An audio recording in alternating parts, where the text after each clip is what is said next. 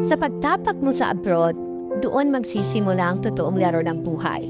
Walang madali, malayo sa pamilya, walang kasangga sa umpisa at bawat sentimo pinaghihirapan.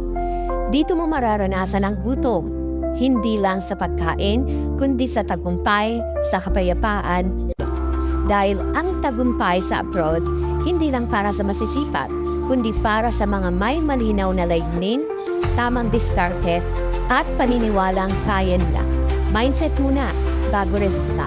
At kapag nabago ang mindset mo, dyan magsisimula ang tunay na pagbabago ng buhay mo.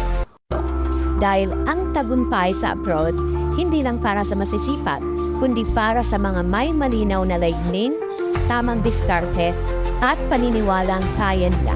Mindset muna, bago resulta. At kapag nabago ang mindset mo, dyan magsisimula ang tunay na pagbabago ng buhay mo.